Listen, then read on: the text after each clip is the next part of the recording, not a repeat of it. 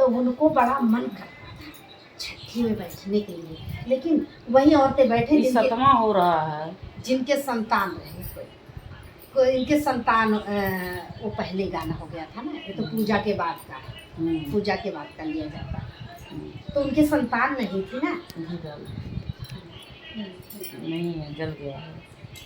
उनके किचन में है तो पूजे जो है कहती थी वो माता रानी की कृपा से वो जब उनका मन करे कि हम छठी में जाएं, तो उनको लगे जिसके औलाद है वही जाता है पूजा करने, तो फिर वो नहीं जाती थी बेचारी। लेकिन उनको इतना छठी माता अच्छी लगती थी कि वो जब सब पूजा करके चले आए तब वो दौड़ के जाए और जो गिरा रहते मिर्च चावल महुआ वो सब खा ले, इतना उनको लगाव रहा। तो एक दिन क्या हुआ कि उनके गदोरी में खुजली होने लगी, और अपने अड़ोस पड़ोस में आदमी दिखाता नहीं है, ये देखो हमें खुजली हो रही है, मेरे हाथ में दर्द हो रहा है। अब आदमी यही करे ठीक हो जाएगा, पान का पत्ता रखो, घी रखो, ये लगो, अब वो फूलता जाए। इसके बाद की तरह हाँ ऐसे फूलता गया। इसके बाद क्या हो रहा है कि धीरे धीरे वो कभी फूले, कभी पचके, कभी डोले, ऐसे करे।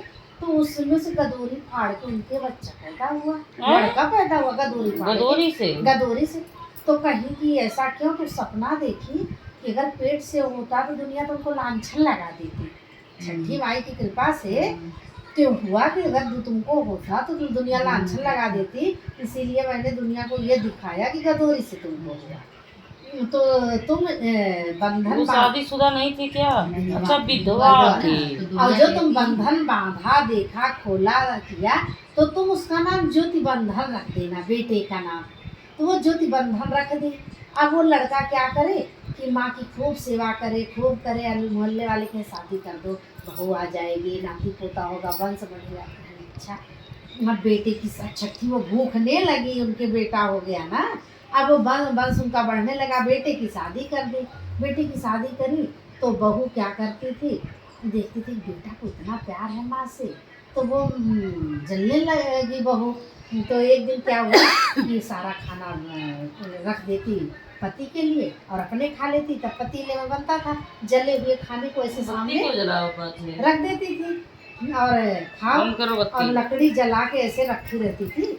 और बेटा जैसे बाहर के कमरे में है सोया, तो वो क्या करती थी, लकड़ी ऐसे मुंह के पास ले जा, बतावा लेबू सब्जी, उधर तुम्हारा कहना है।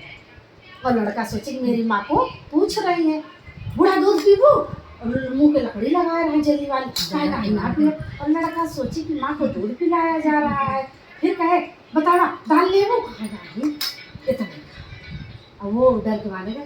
तो एक दिन बेटे ने माँ से धीरे से कहा, माँ तुमको इतना खाना पीना तुम खिलाती है, तुम क्यों दिन को दिन कैसी दुबली होती जा रही, तुम्हारा चेहरा कैसा होता जा रहा। लेकिन वो कहे मैं मर जाऊँ तो मर जाऊँ, लेकिन मेरा बेटा बहू तो सुकून से रहेंगे। छठी मैया से मैंने इतना कष्ट से मांगा है, तो मैं क्यों अपने बेटे की शिकायत बहू से करूँ, बहू की शिकायत बेटे से करूँ, मैं नहीं करूँगी। लेकिन इस बात का उन्हें इतना दुख था कि वो पास पड़ोस में भी नहीं कहती थी कि बात फैल जाएगी। एक दिन क्या कही कि नहीं, मानसिक स्थिति हो गई, वो कमरे में लेट के कह रही है, न छठी माई के लगे जाई, न प्रसदवा खाई, न आशीर्वाद पाई, न ज्योति बंधन होते, न ब्याह करे, न पतो आवत, न लुअठिया लेके दागत। मतलब इतना दुखी हो गई कि मुझे क्यों पैदा हो गया, यही बात कहने लगी। एक दिन क्या हुआ कि बेटे ने सुन लिया कि न छठी माई की पूजित, न प्रसदवा खाइत, न ज्योति बंधन होते, न ब्याहवा करित, न बहुरिया आवत, न लुअठिया लेके दागत। तो उन्होंने कहा कि अच्छा आज तो कुछ करेंगे। बीवी से कहा कि आज हम बाहर रहेंगे, और घर में छोड़ गया, अब माँ के बेड के नीचे सो गया चारपाई की। और जब माँ सोई देखी सन्नाटा है, तो वो अपनी बातें अपने कहने लगी कि ताकि हमारा दुख हल्का हो जाए। फिर यही बात कही, लड़का निकला धीरे से, माँ को पकड़ा, बोला माँ ये क्या कह रही हो, न छठी माई जाई, न प्रसदवा खाए, न ज्योति बंधन हो, तो माँ ऐसे क्यों कह रही हो। और बात सारी सामने आ गई। अब वो माँ पकड़ के लिपट के रोने लगी, बोली बेटा जब से तुम हुए हो तब से मुझे बहुत खुशी थी, ये शादी के बाद से मुझे ऐसे ही करती है। तो हम बेटा तुम्हारी जिंदगी नहीं खराब करना चाहते, क्योंकि तुमसे तो पटती है ना बाबू। हमारा क्या कारनामा, जिस माँ ने इतना त्याग किया है उस माँ को मैं नहीं छोड़ सकता। उसने वाइफ को बाहर का रास्ता दिखाया, बोलना जब सुधरोगी तो आना, नहीं तो मेरा जीवन माँ के साथ कटेगा। वो अपनी माँ के साथ भगवान की तरह से जगह जगह खड़ा रहता।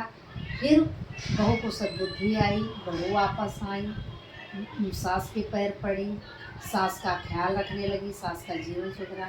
छठी मैया ने उनका घर जैसे बसा दिया, जैसे उनको सबका घर अकल बसा बुद्धि दी है छठी मैया, वैसे सबकी अकल बुद्धि देना, सबका घर बसाना, सबका परिवार साथ में रहे। बोलो छठी मैया की।